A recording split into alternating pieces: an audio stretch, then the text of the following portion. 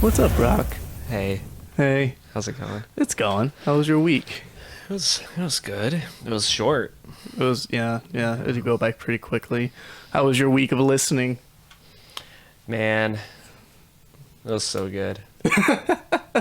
So, it was what you said was like one of your favorite albums, right?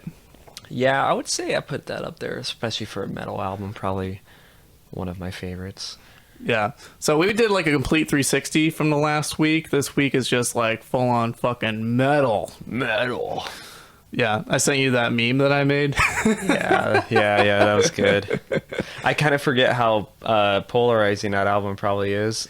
Yeah, so I made a few notes on it. Let me see if I can pull up exactly what I had to say about it, but it was pretty good. So for those of you guys just jumping in, what we're listening to is Altar of Plagues, Teeth, Glory and Injury. Yep. Yeah. So this is Air Burners. Air Burners. Yeah. What the fuck? I don't know. All right. Air, Should we play the intro? yeah. Oh, fuck. Yeah. I almost forgot the intro. Dude.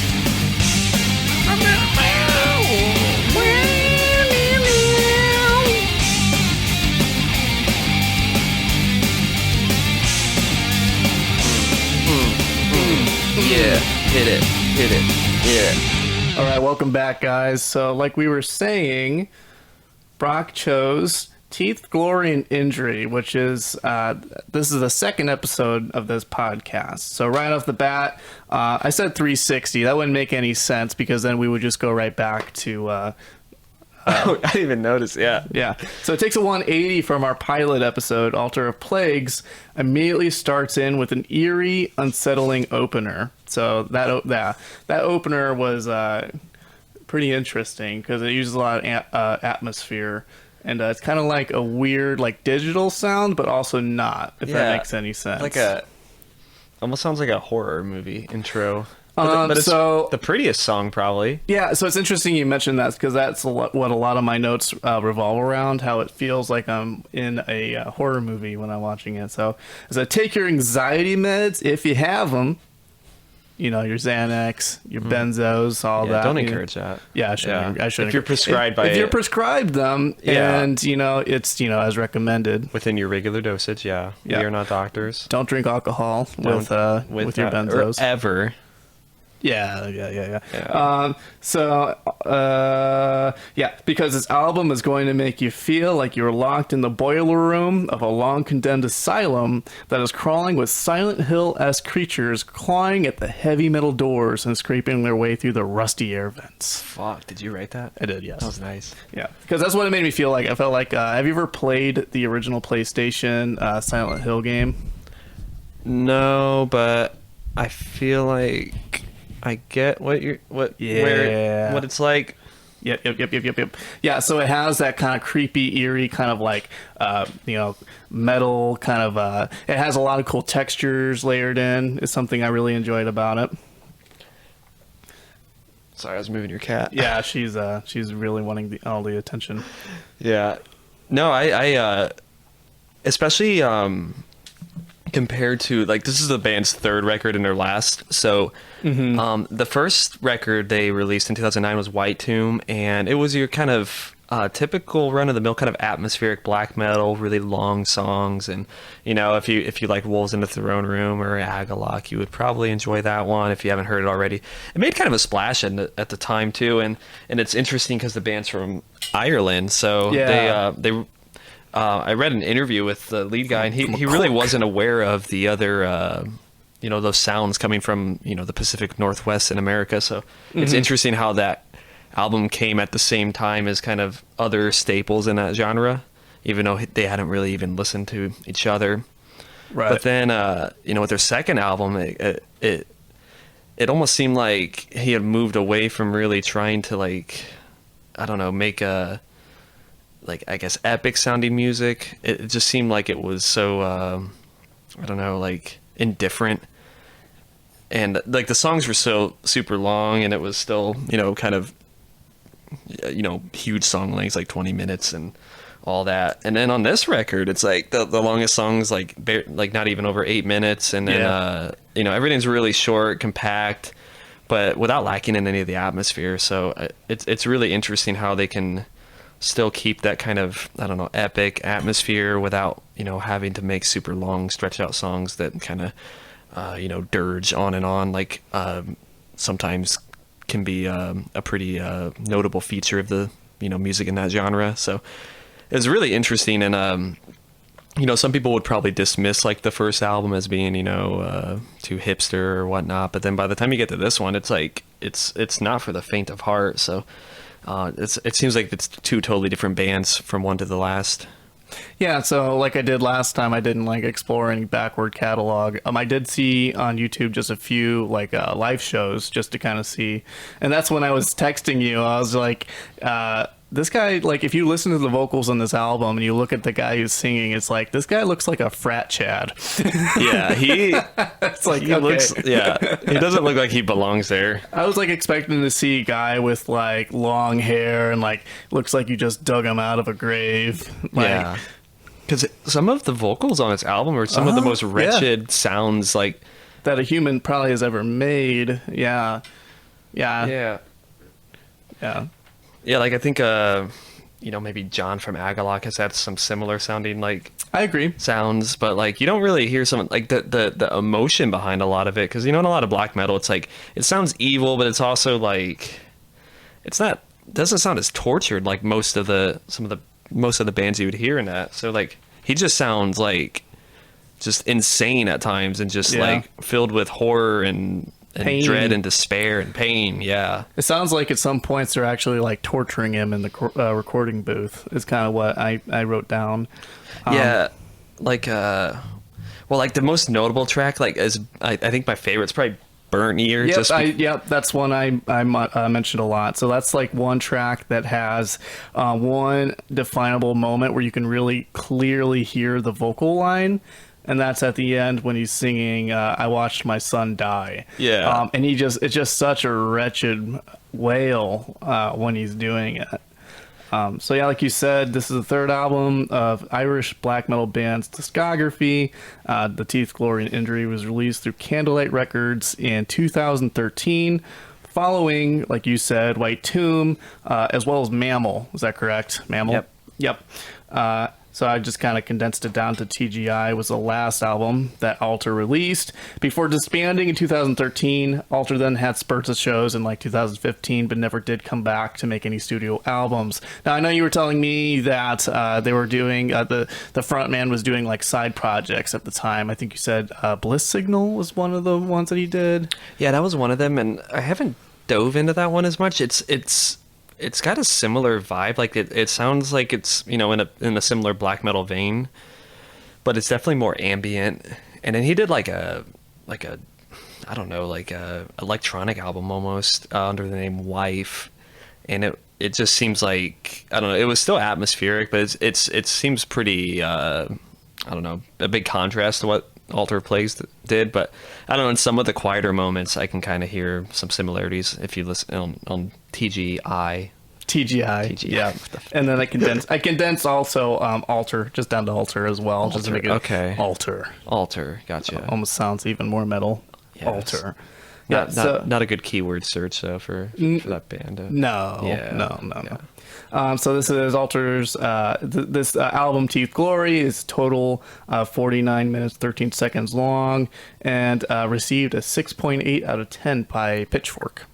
Which, going by Pitchfork, their ratings, like, where does that land, would you say? The fact that Pitchfork reviewed this album, like, I would add 2 points onto that, since they don't always dive into metal, and when they do, it's not like their wheelhouse for what they, normally review. So if something does cross their plate, I don't know how much stock I put into it. Mm-hmm. Needle Drop gave it a 9 out of 10. Oh wow! Oh, that's Fantano, right? That's Fantano. Oh, yeah. I didn't know Fantano reviewed this. Yeah, it was he was pretty new then too, so it didn't get very many views. But the fact that he rated it that high is pretty impressive. But yeah, I think it deserves all the praise it got, and probably it deserves more too in my mind. But and I don't know. I think people may have dismissed it just because of the the initial atmospheric kind of like black metal, I don't know, cliches that they may have been guilty from in earlier albums. Yeah, and so listening to this, there was definitely a lot of moments in it that sounded a lot like some familiar music you've shown me before, but they did do a lot of unique things in this as well. I did enjoy this album. It was definitely different than last week's. It was definitely, like I said, that 180 difference. But Yeah. I did take a lot from this. They had a lot of good moments that were like you were saying, with kind of that atmospheric, like that euphoric kind of release of the tension. And then it had those periods of time. I know you were mentioning Burnt Year. That track in particular having like really tense guitars, but like really pounding rhythms. And then a lot of these songs on this album kind of have that similar release. I think it was it A Remedy and A Fever that was the longest track in the album that you had mentioned earlier. I think it's 12 was Ruin. 12 was Ruin. Yeah, but I think so that must be like probably the second longest track on the album, if I were to guess. But that one is kind of like a roller coaster of a track in itself, and then it ends kind of big. Oh yeah, 12 was A Remedy and a Fever. That was the one where it kind of has like that post rock like build up, and then doesn't it have like that moment where it's like really hazy and it's like the atmosphere is building up, but then it kind of goes back into the build up again. Like that's one moment where you think it's going one way and then it doesn't actually go that way. You think we're building up to something, and then it's like, no, we're going to go back into building this, and just a lot of surprises. Yeah. So, yeah, I also mentioned the band consists of James Kelly, who is vocals, guitars, and keyboards, and Johnny King, who plays the drums. Now, I've seen in their live acts, it's a 3-piece, right? And all I could find on Wikipedia was a 2-piece. So I don't know if like there was another member and it wasn't mentioning them or what. I think so I pulled up the album. It says Dave Condon played bass on that. And I think okay. he probably was the one touring too. Yeah, it is interesting like that they are only a 3-piece. They don't sound like it. But I guess when you think about some of the riffs, how there definitely is only one guitar part going on. It just seems like there's more because of the electronics and some of those other textures that they added on in post. But yeah, so I don't know if they were always a 3-piece, because I don't know. It just you don't hear it and think like that there's something missing, or that there's not a like that it's not like a full band, I guess. But yeah, I think their previous albums they may have had other people. But I gotta say, I think one of the most underrated parts on the album is the drumming. Like if some of the drums, like I don't know, even on like God Alone when it first comes in, he's just wailing. But they have it like the mixing choices were interesting. Like at times like the drums are just really low, but like I don't know, if you really pick them out, you're like, holy shit, this guy's going to town. No, yeah, so that's some of the notes I made too, is that this drummer is amazing. And a lot of it's kind of has this lo-fi kind of sound to it at times, but the drums are nice and crisp. And when he does kick it in, like the rhythms that he does, like they're really satisfying and they just click in so well. Like this drummer, who did I say it was again? Johnny King. Johnny King, yeah, he's amazing on this album. I think that was probably one of my favorite things I marked in here. Favorite moments are probably just the drums throughout this album. He did a really good job, kind of like with the build-ups, and even just like I was mentioning in Burnt Year, the rhythms even in that, right? Because a lot of the intros to a lot of these songs, it might just be some guitar, but it is like that layered, kind of distorted, kind of staticky sound layered on top of Johnny King's drums, and then it builds up, right? Yeah, if you pick out like the guitar, there's not a lot going on. I mean, because it is just one guy, and like take God Alone for example, like it's the rhythm's literally dun dun dun dun dun dun dun, yeah. Like, and it's so weird to hear that type of like riffing on a black metal record. Normally it's tremolo, it's fast, Right. But these like angular, like I don't know, almost sometimes it was almost polyrhythmic at times. Like, Yeah. and he's just doing really odd things and like, like palm muting and all that. Like you don't hear that much in this genre. And the fact that there's just your typical blast beats going over that with, other crazy stuff. It's kind of a funny, like, I don't know, a contrast between the two of those. Cause normally if your drums are doing blast beats, typically you'd want to make your guitars going fast, but he's literally playing like, I don't know, it seems like, it's almost like Dillinger Escape Plan, like riffs with like black metal. And it's like all throughout the album is like those types of riffing. There's never really like, I think the last track was probably the most like standard like types of like riffing with the high tremolo picking. Yeah. On the last track, as the closer. But yeah, that was like the only time where I was like, well, he's actually doing like typical tremolo picking, and it was definitely like appreciated to kind of hear them just kind of do something super melodic like that. Yeah. So, yeah, like you were saying with Johnny King's drums, I put like perhaps one of my favorite parts of this album was the drumming. I mentioned that they were crisp, executed well, and again, unique. He did an amazing. I agree with you. Like some of the main drives at times it was just the drums just going crazy, but like. Yeah, James Kelly's vocals are also a force to behold. The vocals throughout this album are absolutely haunting, like we were saying before. So, like going back to certain parts of this album, like "Burnt Year," right? Mm-hmm. Oh my God, that sounds like I don't know. That was probably I marked that down as my favorite track on the album as well. It's mine too because it has everything in the album. It's got like those weird loops, like that. I don't know, and like that, it's almost like that groove at the beginning, like when like before the blast beats kick in, like that. I don't know, it's like almost like a techno like beat. They slow down. It was super. I don't know. I've never really heard someone do that in this genre either. Yeah, and like when that main. I think it's like a minute in. Is it a minute in? I might be even thinking of a minute into. What is it? Injury? No, what is it? Anyways, but like a minute in when it like really drives into that riff, and then Kelly's vocals are just going crazy over the top of it, and then it kind of has that break in it, and then it just slams it right back down. You know what riff is like? What I'm talking about? On Burnt Year? Yeah. Like when the blast beats are going, yeah. And he's like just losing his shit. Mm-hmm.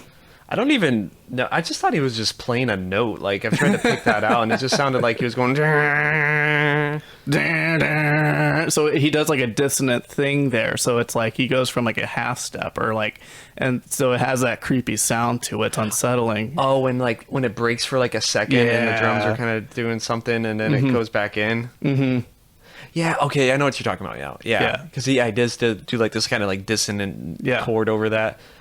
Like it's funny how like again how minimalist the guitar is on all this, and how you don't even notice half the time, like because there's just so much like other stuff going on. Yeah, I don't know. Everything really plays off each other really well to where when you isolate one thing, you're like, there's not that much going on, except Johnny King, of course. But we were talking about this last week when we were talking about the Suburbs, and I made a few listens on this one. Like this one was a lot easier to do because one, not as many tracks as the Suburbs, right? Of course, so there wasn't much to really have to sift and remember. Kind of like what we were talking about with the Suburbs, where you could sit and you can listen to it, and through each playthrough, if you listen to something new, you'll pull something new out of it, right? Whether there's a layer sound effect that they put into it. I noticed that they kind of left a lot of that kind of lo-fi, again, that fuzz is a lot within the album as well, so you can kind of identify that. But then again, like some guitar stuff that's going on, or whether it's Kelly doing something, or King doing something with the drums, like that every time I did a re-listen to this, I picked something out that was new that I didn't notice really before, right? Yeah. So sometimes there's like, you might space out or something, like you might get lost in it, and you listen to it again, and you're like, oh, that part's in this song. It's That's interesting. Yeah. My biggest trouble is like it's more the second half of the album, like being able to like remember which track goes like what. I almost made a note. So like, I'm not alone with that, so that feels good. Yeah, like I don't know, like I knew the last one, and then like I don't know, I really focused on the second half, but like because there are three tracks where they kind of have similar starts, but they all do different things, but and then once you like get into it, you're like, oh yeah, okay, I know what that one is, but to like be able to speak to it, I found to be difficult at first. Yeah. Well, no, I have the actual like songs pulled up with the song links next to it, so I can kind of keep that straight. Right. Because like I don't know, because I'm like, okay, track 8, that's like the most straightforward on the whole album, and so I'm like, okay, well that one's not one of the more post-rocky ones. And then Scar of Water, that's probably one of the other more aggressive ones too. Yeah, yeah. But yeah, 12 Was Ruin is interesting because I've heard Altar of Plagues do on their first album. They had a song that kind of had like I don't know, like the beginning kind of reminds me of something they tried to do before, but they went on way too long with it. And then here they moved on and they built it very quickly. So like it just seeing kind of the writing of James Kelly, how it kind of grew, and you know, nothing really overstays its welcome here. And I found that to be very nice because it's such an easy album to actually listen to. I mean, you know, if you're showing it to someone who doesn't like metal, yeah, it would probably be a very trying listen for them. I don't know. I don't like that. This is like, it's too satanic for me. Oh, it's too satanic. Everything is so satanic anymore. Is it? Yeah. Yeah. I'm sorry. You go to the mall and you know and what? you're buying shoes and you go and you want Converse and the most basic ass shoe that you can buy Yeah. now has a pentagram as the imagery. It's too satanic. I don't This know. album overall was too satanic for me. Part of me, when I saw that ad, I was like, should I get Converse now? But then I was like, I don't know, if Converse is doing it, it must not be cool anymore. Yeah, and then you have Lil Nas X riding a stripper pole down to hell, right? I love that. That's fine. Yeah. Yeah, someone's got to do it because like metal bands being satanic is kind of lame now. Yeah. The pop industry has to take over with this, huh? I think so. Okay. I mean, when Kanye said rappers are the new rock stars, I think I believe him. Because like who we're going off topic, but I don't care. When was the last time you saw a band that like actually like, I don't know, shocked you and they were doing satanic stuff? Like it's not happened to me for a very long time. What was shocking was a shoe company. Yeah. So go for it. Yeah. But like, I don't know. I was just unamused when I was like, is this a Mudvayne album cover? Like, are they back together? Because the models in that look like that. But no, I think I'm glad you said that because this is not a satanic album. Yeah, so I mentioned something about the lyrics being deep in metaphor and stuff, and like I have no idea what this album's about. oh honestly. hell no! Like, and that's the thing. I was like trying to decipher. I was like putting my big boy brain on and like thinking about it. I don't think his son died. No, I don't think so either. But like, it has to be like there's part of it. It was like this is what anti-God in a way. I don't know. So I actually wrote down some of the lyrics here. Go for it. Let's decipher these. Let's decipher I don't this. have shit. So the dark metaphorical lyrics that we're talking about. So one of the few moments in the album where Kelly's vocals are easily distinguished is at the end of the track Burnt Year, like we were discussing before. So if anything, this is more of a deep dive on one track in particular because we're going to talk the most out of Burnt Year, it seems. But Burnt Year, where Kelly wails, I watched my son die. And to anybody who's listening to this for the first time, like this track for the first time, having no idea what this is about, it kind of comes out of nowhere and it really hits you, like the emotion in his voice, like just wretched wailing this line. Now, I'm unsure of the exact interpretation of this track. Those lyrics are very much written in metaphor, and from what I'm guessing, has biblical references. That's my guess. We can deep dive that a little bit. Maybe it is satanic, but I don't. I don't know. You know what? I fucking love Satan. Sure. When Hail Satan. well, I guess the fact we have to question it, and it's a black metal album, and we're not sure. I mean, most of the time, damn sure that the song's about Satan.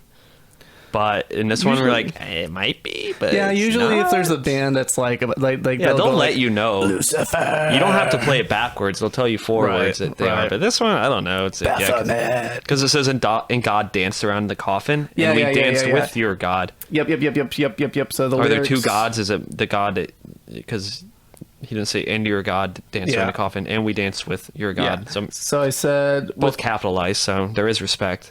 Whether in direct reference to Jesus Christ being killed, or of a father who has lost a son and has resentments to God that let this happen, as well as the blindness of those who openly believe.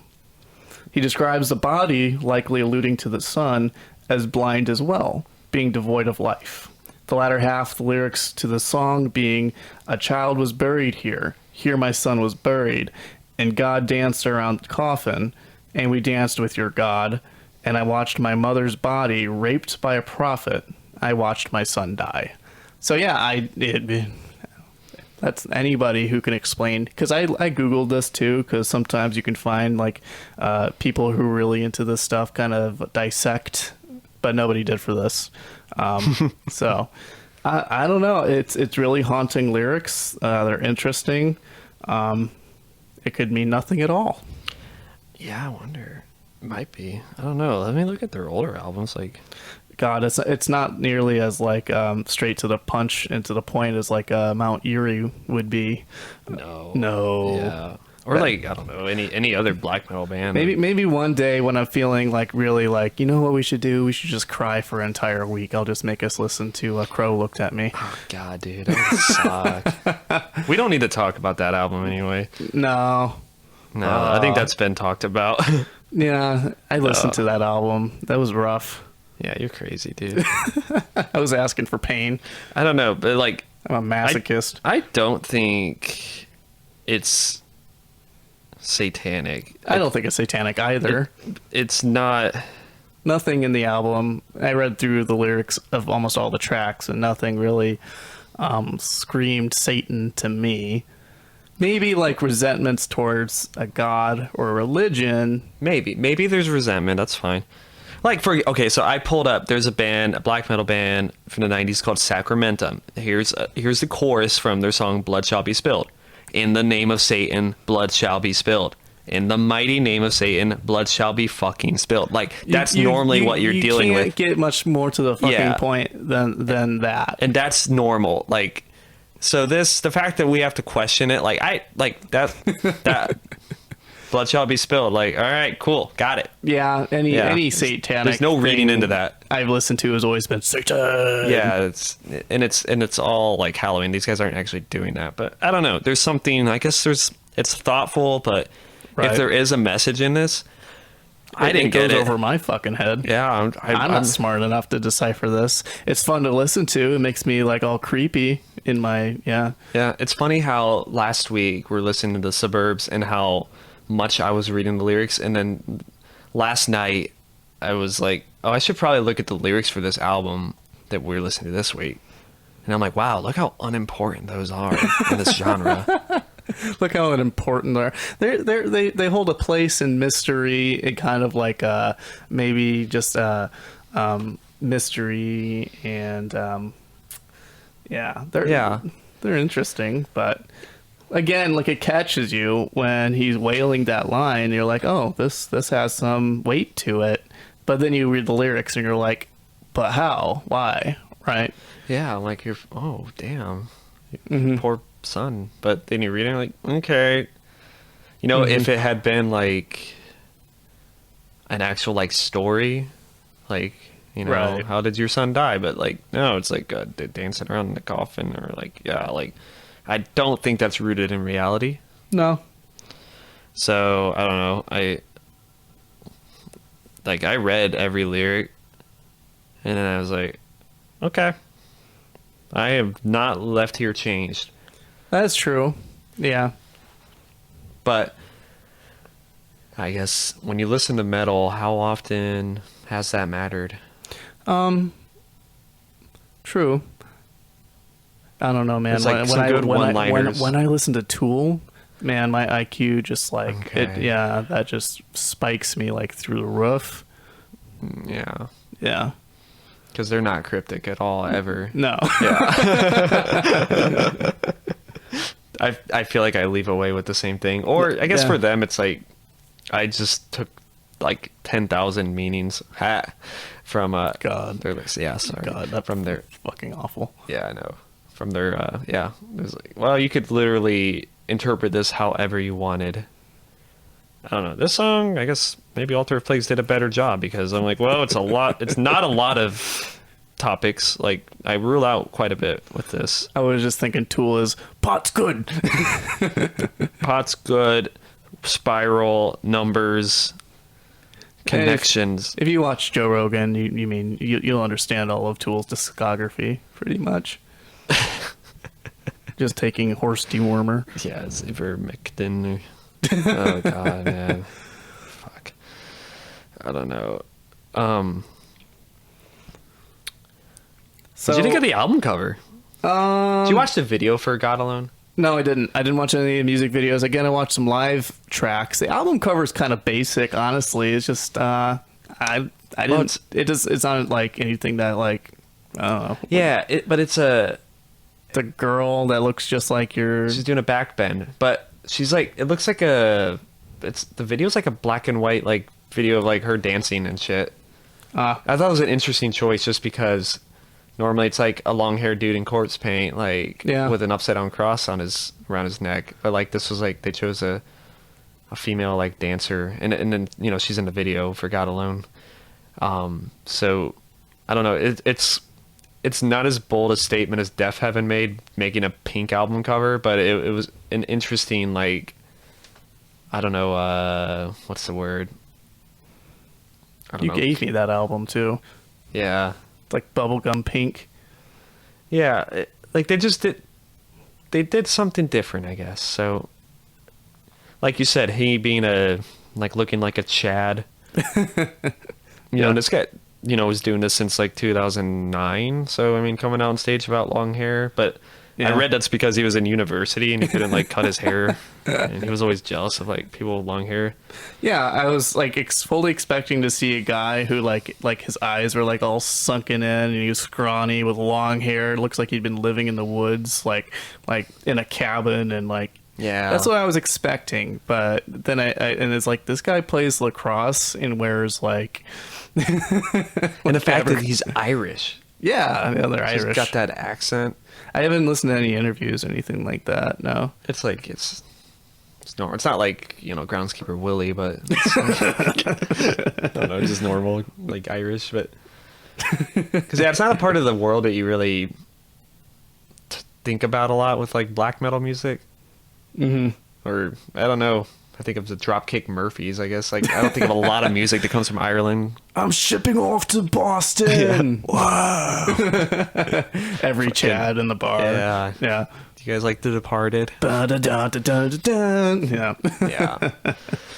So yeah, it's like break out the fucking fucking what? I don't know, the airbags, the pipes. Oh, the airbags. Pipes. The airbags. I don't fucking know. Bagpipes. I got there, man. I had a stroke. I was like thinking the two words, but separate, not at the same time. We got there. We did get there. Bagpipes. Yeah. You know what? I think the most unfortunate thing about like this whole album is like, I can't think of many other examples where you have this style, like the way they did it.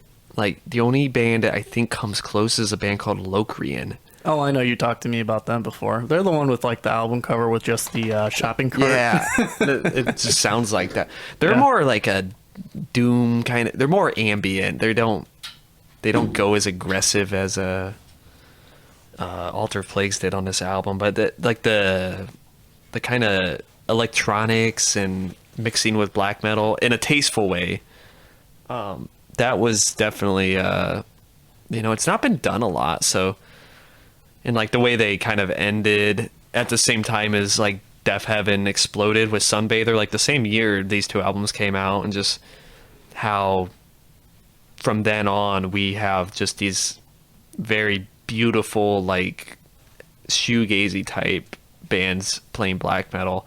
I wish the same had happened for Altar of Plagues, where we had more of this type of, I don't know, music where, you know, it leans on electronics without like becoming cheesy.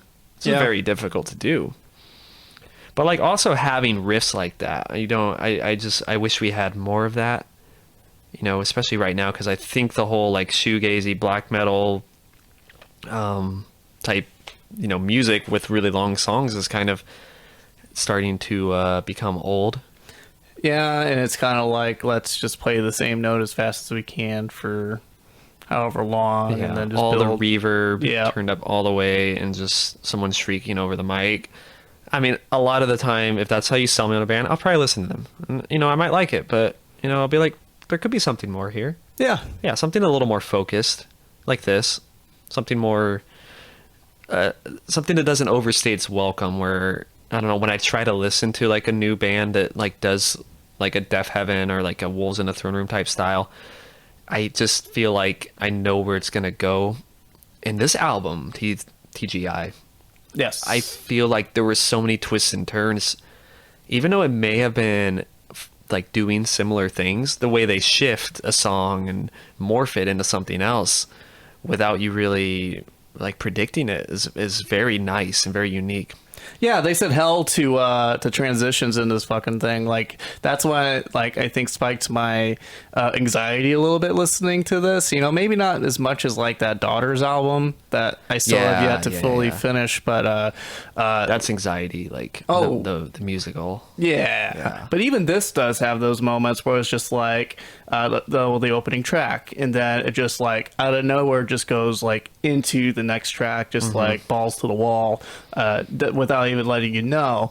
Remedy and a Fever, I believe is the name of the track. Like, it has that a few times within the track itself. You think it went to a new song, but you're still stuck in the same song. Oh, you mean 12 Was Ruined? I think that was a Fever and a sure? Remedy. I believe it was. Wait, you're right. Wikipedia's got the fucking tracks off. Yep.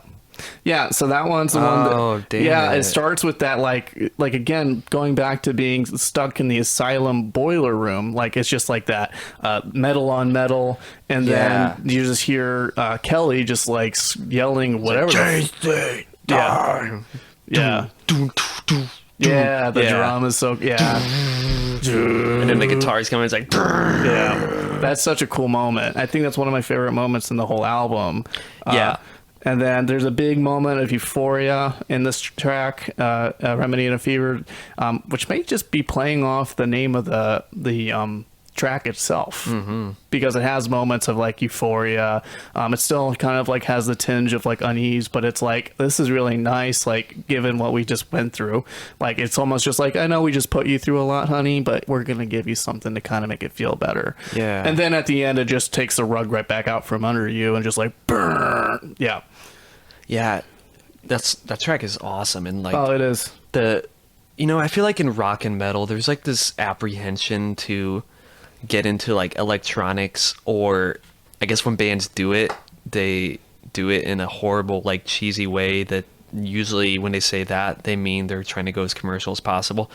But like in the beginning of that track, you know, when the guitars kick in and it gets really dissonant, there is like this like low bass, like 808, like sounding like, I don't know, a sine wave underneath it that's like like just adding those things really make it like so much more intense, and just like the tasteful way they did it just brought that song as well as the others into like these different territories that some metal bands won't get into, even though they want to be intense, but they won't use those types of like ideas. I think, you know, to kind of be on the same topic of like, you know, because this album, you know, how it transported us back to that horror movie kind of feel. Think, you know, when we had this transition to even like movie trailers, like think of movie trailers like Michael Bay, you know, like, so like it had that bass, like that signy bass. And then that was like what would draw you in. You're sitting in the theater and then the bass kicks in, and then so it's almost has that same effect, right? But doesn't overplay it like maybe that would. But like going back to 12 is Ruin, because that's the one that you were talking about, Mistakenly. So that's the one that has the most unique use of just a texture layered in, because it just plays like almost arbitrarily. Like I wasn't counting measures or anything to see if it was like happening on a steady beat, but it's almost like they just took a clip of what sounded like a rain stick. You know, I'm talking about, you know, those things that you like kind of flip up and down. It kind of makes like a rain sound. Yeah. But you know what I'm talking about? In 12, like in that middle part. It's kind of towards the beginning, because maybe in the middle-ish kind of, but it's just like. Psst. That's the one that goes like. Dun, dun, dun, dun, dun, dun, dun, yeah. dun, dun, dun, dun, dun. Yeah. Yep. Which is kind of a simple but unique and pretty interesting little melody. Yeah, and again, props to Johnny King, because there's a drum shift in the rhythm, like the second time it comes around, and. Well, am I thinking when it comes back after it does like that hazy, like, because it goes dun, dun, dun, and then it gets like, you think the big moment's gonna happen, and they're like, nope, and it goes boom, dun, dun, dun, dun, it goes back into that, but then the drums are like doing this like tom like work and shit. Yeah, and like the explosion happens like in the like the end of the song, and it's huge, but like, I mean, that wasn't the song, like. It was just the build up, and then like the last minutes, like, you know, blast beats and all that fun stuff. But yeah, that thematic like build up was nice. But you were saying that was like the biggest use of like textures. I think so. Yeah. There might be more. Again, if I listen to it again, I might pull something else out. But like that was because it has a lot of that staticky texture, again, going back to, you know, the effects that they're using, like the synths and stuff. But like that was the one that was kind of like, that was an interesting kind of unique decision to make, because it doesn't fit in perfectly. It doesn't click perfectly like everything else did. It really kind of feels like you had this track that was mixed, and then they just kind of like plopped it on top. That's kind of what it made me think. Which was unique. Like it doesn't, like the way when it starts, it doesn't sound right. When it ends, it doesn't sound like it's a finished. It's not a loop, right? So it just kind of brings again that feeling of unease. But the texture sound itself is really good on the ears. I don't know, kind of like an ASMR kind of sound to it. Stop. But that might be because there's so many moments in the album where there are loops. Yeah. And like the fact that there's like, because I don't know, in a way you could say this is kind of industrial and kind of. It's very industrial at I times. don't know, like not robotic, but like it's that, almost like there is a machine. That's why I keep it's going. Machine like. Yeah. So like this was like a really organic like type transition. That's why I keep going back to you're like trapped in an old asylum boiler room that's like haunted, and like there's creatures in it like trying to get at you, crawling through the vents, and like nails on rust and metal on metal. Yeah. Yeah. It's funny. Like I've listened to this album so much that it's not like that scary to me, but then like I don't know, I put on for my girlfriend, and I'm like, okay, this is probably... did you make her listen to it with you this week? I'm like, this is probably like, I'm like, none of these sounds are probably attractive to like most listeners, like even Mills, which I was like, I'll put that on because that's such a, you know, an ambient instrumental song, opening track, but that at the beginning, like I'm like, oh, this is actually kind of jarring. Oh yeah. It's a jarring album, like the transitions, because Mills doesn't have a nice release to it. No, it just jumps right into God Alone. And then from there, but it's it's unsettling. And then again, it has moments that are really euphoric. So like I was saying, it's kind of like putting the Band-Aid on what it just did to you. It's like, here you go, don't tell your mom. Just have a good rest of your day. And then it pulls a rug from underneath you again. Yeah. Yeah. Yeah, there's so many like little things you can pull out of this. It's really awesome. And I was going back between listening to that and like Mammal, which is like, I don't know, it's like I said, it's like a really indifferent record. It's like, I don't know, it's like it feels really nihilistic, where this feels evil. Yeah. And like, I don't know, very much like present, where Mammal, like, and I think a lot of people didn't like Mammal for that, but I think it was kind of like an interesting way, like just to have like riffs that like that James didn't seem like he cared about. Although that was the first album with Johnny King, who just seems like he was just like he was on steroids. And that was for Mammal? Yeah, because the first album, James did everything, drums and all that. And then Mammal, I think that's when he got Johnny King. But yeah, just like going from Mammal to TGI is a really interesting like jump back and forth. And you can hear some of what they were trying to do. Like Mammal's got like an 8-minute song of like just ambience, and I think there's like some like old woman like talking, so you could tell he was into horror type stuff. But that song went on way too long. And the whole album was just kind of your typical like post atmospheric like black metal sound with like less resolve, less reprieve maybe. Yeah. What was your favorite track on this album? Burnt Ear. Probably a Remedy too. I mean, I feel like Burnt Ear gets the most playtime for me. God Same. Alone does too. If I wanted to like kill the vibe of a party, I would put on Burnt Ear. I just imagine you being that meme, the guy in the corner, just like, God, I put on Oh yeah, and that little fucking meme with the nobody's even listening to it. They're talking. Why are they talking? They should be listening to Burnt Ear by Altar of Plagues. Man, I'd rather be at home listening to Swans. Exactly.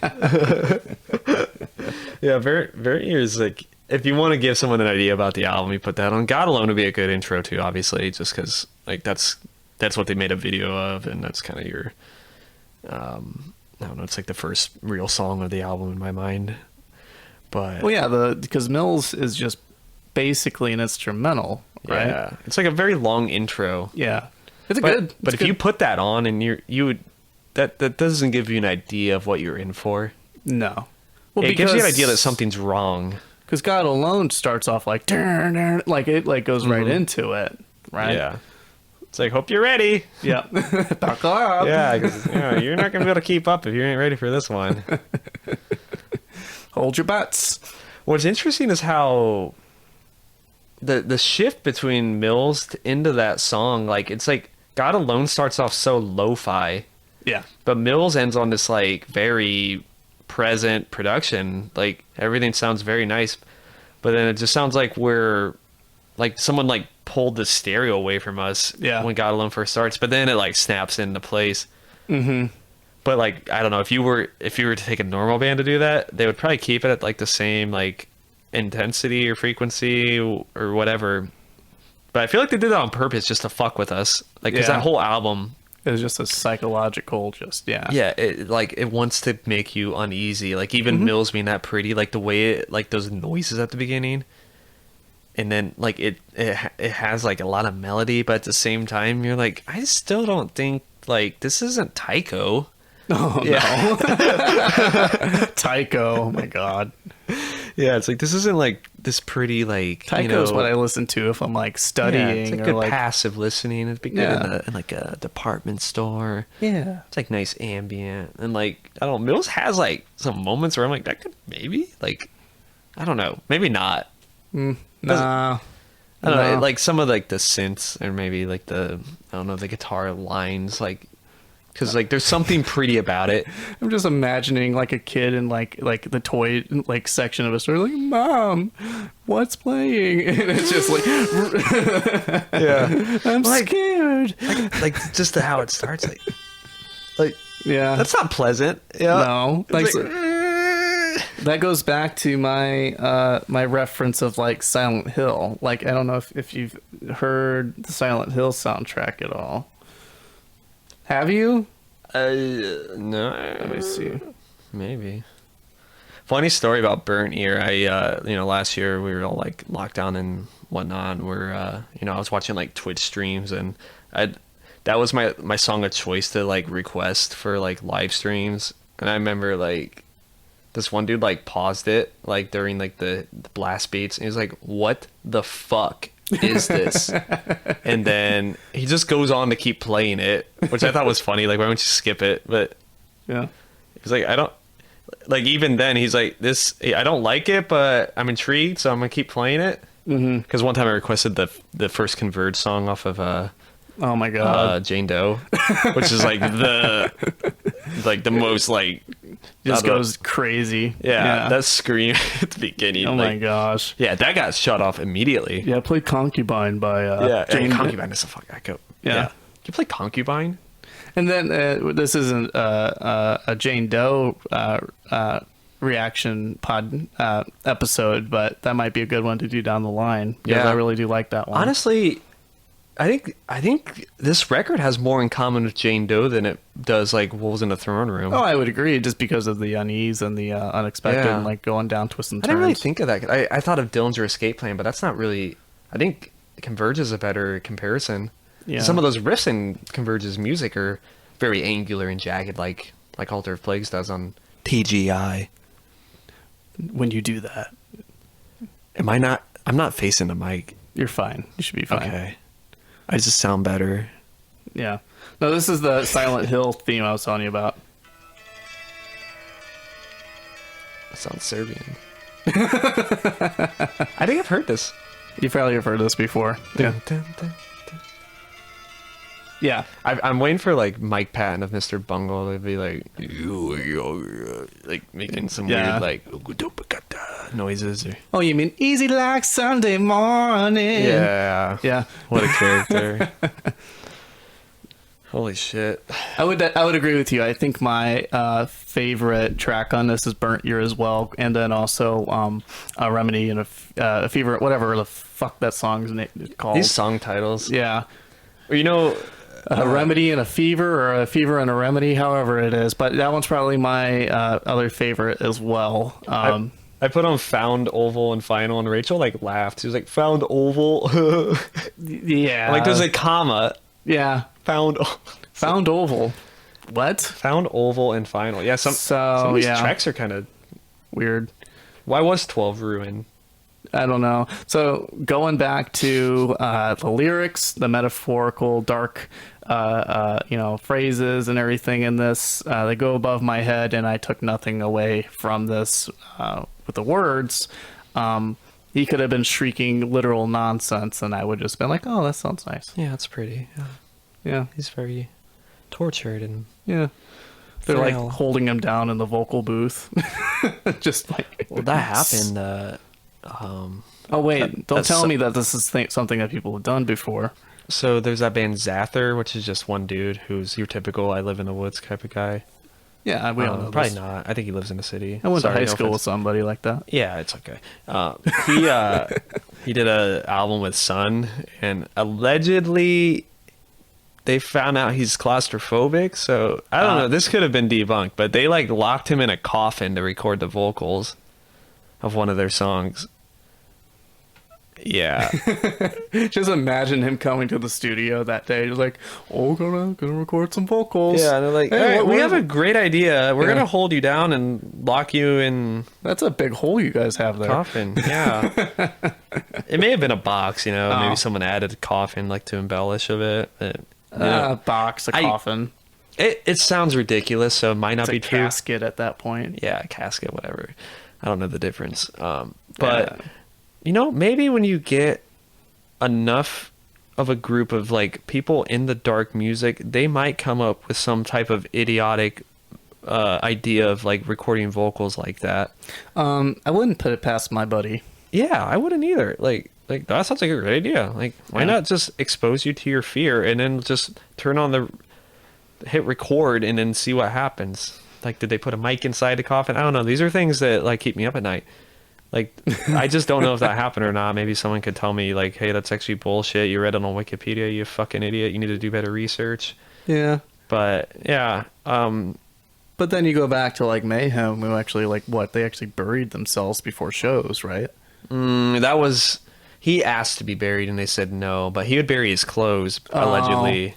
You see, that's like, how we get misled. It's like a game it's of telephone. It's like a game of black metal telephone. Yeah, like, yeah, no, you got buried. I'm like, no, I didn't. Like, you can't be buried. They buried him in a hole, just dirt. Like, he's gonna sleep. Like, he's gonna fucking die. He did die. Yeah. Yeah, he is dead now, and that was his name. His name was literally dead. Yep. Yeah. Yeah. No, he wasn't buried. Let's just wait until we cover Mayhem. Yeah. Should we do Mayhem? I don't know if we should do Mayhem. I've tried. I've never made it through a Mayhem album all the way. No. Even like the one everyone loves. Yeah. Like, I don't know. If I'm gonna pick like a lo-fi black metal, it's gonna be like Dark Throne or Immortal, Celtic Frost, Celtic Frost, Celtic. Yeah, like a seltzer. Mm-hmm. That sounds refreshing. Yeah, we're gonna get drinks. Oh, yeah, that's okay. Yeah, yeah. So Burnt Ear's your favorite. We have the same favorites. Yeah, we do. What do you think of that? I don't know. Yeah. So like, I guess like my thing with this album is, like I said before, like I just wish it made a bigger impact on like this genre, because we have so many like Deaf Heaven copycats to the point where Deaf Heaven doesn't even sound like Deaf Heaven now. No, you're right. And just this whole world seems like there could be more explored, and I wish Altar of Plagues had stayed together, but James ended it to pursue other projects, and like he compared himself to the band Ulver in wanting to like shift into more electronics, but where Ulver differed was they have a name that is less metal sounding than Altar of Plagues. Yeah. So James felt like he couldn't keep making music that wasn't metal with a metal type name, which I guess I understand. I can understand that, but Altar of Plagues, it does. Yeah, it kind of does pigeonhole you a little bit. Yeah. You're right. Yeah, maybe, I actually messaged them on Facebook because I do that sometimes to just see if someone will answer me. And I said, when's the reunion? Yeah. But nothing. I don't know if I'll hear back. Yeah. Sometimes I get answers like the Toby from KO answered me because I was like, hey, what, how did you do this recording on this song? And he was like, oh, it's a broken pedal. I'm like, oh, how do I do that? Break a pedal. Yeah. So that's cool. Yeah. What time? How are we on time? Oh, we're good. We're at about an hour now. Oh, good. Okay. So yeah. So overall, I enjoyed the time I had with this album. There might be a time where like Burnt Ear or a Remedy, I might put that on. But I might explore it again, maybe sometime in the future. I liked it. I definitely do enjoy, and I'm glad that you picked this album for this week. It was a lot easier to digest than The Suburbs was. Oh, you think so? It was a lot easier for me to write notes about, I feel like, just because... yeah, I didn't write any, but I don't know, it's because I know this album better. Maybe that's it. Yeah, you cheated. You picked one that you were well familiar with. You're allowed? You're allowed. Are you allowed? Yeah, whatever. We didn't set the rules that... Oh, should we not? Oh, that's fine. I might pick a few that I'm a big fan of that you might not be so familiar with. Okay. If I can find any, you know more about music than I do. All right, bring it on. Bring it on. Yeah. So overall, I would say, yeah, I would definitely listen to this again. I don't know if this is something that I would put on in a car with my family. You don't think it's a safe album? No. Honey, this is too satanic. It's like I'm joking. It's a vibe kill. I mean, if you're like, I don't know if you. Pass me the aux cord. Well, I made a playlist called Vibe Kill, where it's like Vibe kill. yeah, I call it Vibe Kill. I have like All I Want for Christmas Is You, and then like Concubine. I like every other one's like Destiny's Child, and then What's New, Pussycat? oh, it's a good one. Put that in I was there. keeping like I was trying to keep with this like strong female pop star, like Yeah. you know, Call Me Maybe. songs. Yeah, Call Me Maybe's on there. Oh, good. How'd you know? Oh, yeah, it has to be. And then I don't know. I try to do like short songs that are like crazy, like I don't know, like grindcore music, or like Concubine's good because it's like a minute. I Come Blood. I Come Blood's great. Yeah. Is it on there? No, that's not Oh, on there. it needs to be. The only good thing about Cannibal Corpse is their song titles. Yeah. Yeah, Hammer Smashed Face. Yeah. It's like, who wrote that? You're gonna get your PhD. Pound head down. God. No, it's not a safe album at all. And like when I pick music to listen to with my girlfriend, it's very hard for me to find like a track on this album that I'm like, yeah, we can make it through this. Oh, I already told Jordan. It's like this one might not be one that you'd like to listen to. I would love to hear her thoughts. Like, do you think if she spent a week listening to this, she would come back and be like, okay, I see why you might like it, Yeah. or I couldn't do it at all. No, I don't think she would do it. I don't blame her. But no, she listened to The Suburbs and listened to the Well, podcast. that's easy. She said it made me sleepy, is what she said. Oh, the album? Yeah. Or our podcast? Suburbs did. Okay. Probably us too, but she said, no, I listened to as much as I could, but it made me sleepy somehow. Oh. I could see it. Yeah, that the first time I listened, I was like, this is boring. But I guess when I really made myself listen to it, I was like, Yeah. okay, I really appreciated it more. Yeah. Maybe this is the same. I don't know. Nah, this has the moments again with the transitions where it's like, oh, it caught you sleeping. Caught you Yeah. sleeping, and then it goes boom. And it wakes you up. Sleeping on me snoozing. When will we do riff rap? Coming soon. Yeah. Tiptoeing in my jaw. And you should listen to the first album by Alter Plagues. I think you'd. I will. I think dig it. I think I will revisit some of their other stuff. Mammal. White Tomb and Mammal. Mammal. Listen to the last track. I think that's the best. I don't know. That one's like purposely like difficult to like stick with. Mm-hmm. But White Tomb, I think that's a pretty good listen Okay. overall. Because like you like Death Heaven, you like Wolves in the Throne Room. I think Agalak. Wolves in the Throne Room, I think the only thing from them that I really listen to is In Your Old Basement when we put on vinyl. Yeah. I Those think are good. Good basement music. that's good. Yeah. You should really listen to the new album though, because in like when we were talking about like how tight and compact this Alter album is compared to like their previous stuff, Wolves did the same thing. They have like one song that's 10 minutes, where historically that's their thing. They have like songs like 4-5 minutes long now. Mm-hmm. And that's so weird for them just because of how hazy they normally sound. And the fact that they're super tight now. And they have like another guy doing vocals and he like growls and shit. Yeah. It's like super left field for them. And I'm digging it. Okay. And I'm glad they made this change because I don't know, like I'm getting bored Well- of the long atmospheric songs. It's probably because my drives are so much shorter now. I don't have time for 20-minute songs anymore. I think I've noticed that too. Yeah. Moving closer to work. Yeah. It was a lot more difficult for me to actually listen to these albums because Coming from our hometowns, we have like half-hour drives. I'm like, Sure. yeah, I got time for this shit. Let's that is go. a good point. That is a good point. It has been a little bit. I've been finding myself having to listen to it while I'm working or Yeah. just on the couch listening Like, to it, yeah, which is fine. What am I But gonna like, do? that's Listen to half a Swans album on the way to fucking Right. Walmart? Like, right. Most of my time listening to music is probably spent in the car. Truthfully, yeah. That This is has true. made me like listen to stuff, sitting on my couch with my sound bar. These last couple weeks. Yeah. It's been fun. I've been enjoying it. Or I listen at my computer, Yeah. and I'm playing my games. I've been enjoying this little thing we've been doing here. It's very cute. It is very cute. It's so cute. Yes. Do you have any final thoughts? I give it 7 Hail Satans Do you? Out of 8? out of 10 Hail Satans. Okay. I would give this album a 11 out of 10. 11 out of 10. Yeah, you really like this album. I liked it too. Yeah. I really liked it too. I liked what they did here. I'm kind of sad that they disbanded. I wish they were still making new stuff together. They need to reband. They need a reband. But they do have an okay back catalog to like dive into. That's Especially like Mammal for me, I love the vibe of it.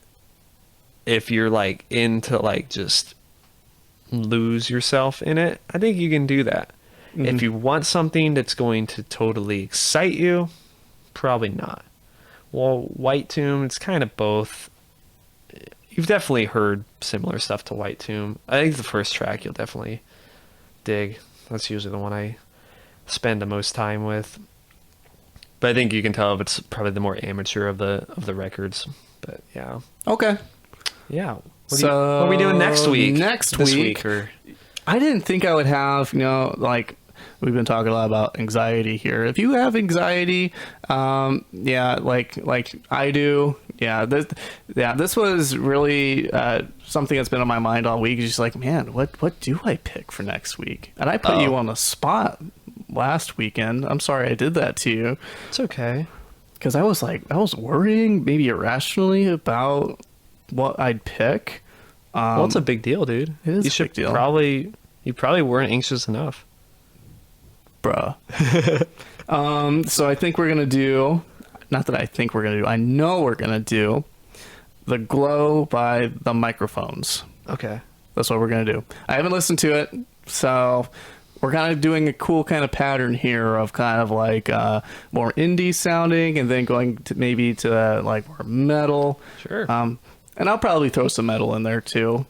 Yeah, it's good. It's a good mix. It's a good mix. I think it really shows just how intelligent we are, right? I'm God. being so sarcastic. Like, look how varied their tastes are, bro. Wow, they went from Arcade Fire to Altar of Plagues. Altar of Plagues. Sound like Moira from You sound Schitt's like Creek. Moira. Altar of Plagues. Altar of Plagues. It's a baba. Now we're going to The Glow. The Glow. By the microphones. The microphones. It's probably not a good impression. No, it's not. It's terrible. Thank you. Well, you knew what I meant at least. Yeah. Well, that was Earburners episode 2, Altar of Plagues, Teeth Injury, and Teeth, Glory, and Injury. Yeah. Fuck. All right. Thanks for TGI, listening. Teeth, Glory, and Injury. That's it. Thanks for listening, guys. Acronym was really good, dude. Yeah. The Glow. The Glow. Altar of Plagues. You at least knew what I meant. That means it's not a bad Crowing. The Crowing. I didn't know you've seen that show. What? We've never talked about it. I didn't know you've seen that show. Oh, I love that show. Oh, it's awesome. I just finished it Oh, yeah. a couple weeks ago. The Crowing 3. And I immediately started rewatching it. That's That's how good. good it is. That's so good.